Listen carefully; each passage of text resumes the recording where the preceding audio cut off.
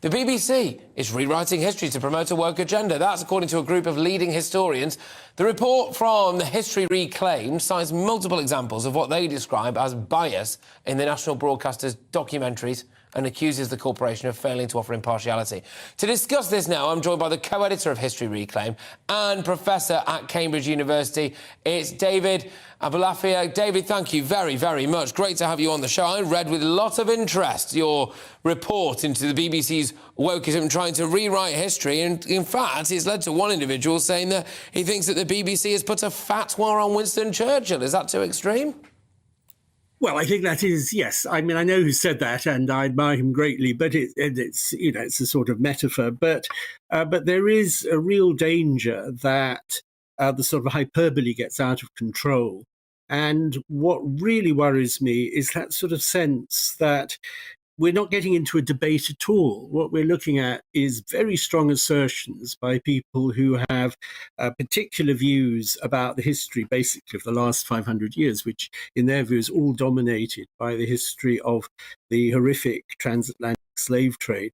And they don't want to discuss with people like us what's really going on. And what we're saying is, look, come on, we need to have a proper discussion. And the BBC has got somehow sort of caught up in this.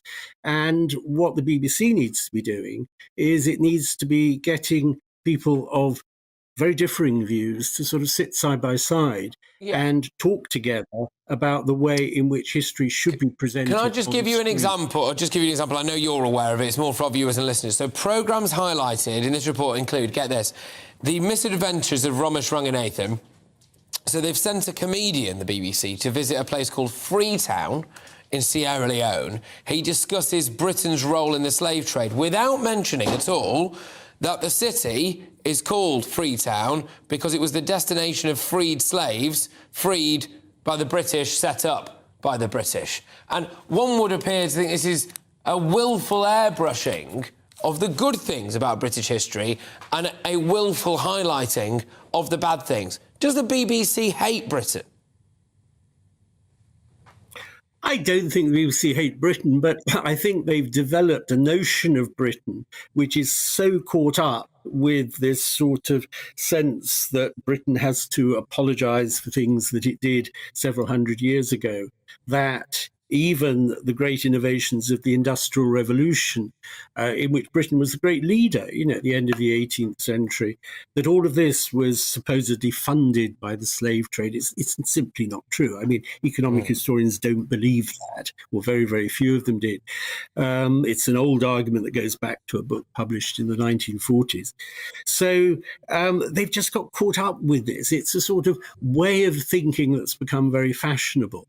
And what we're saying is, look, you have to dig deeper. It's not as simple as that.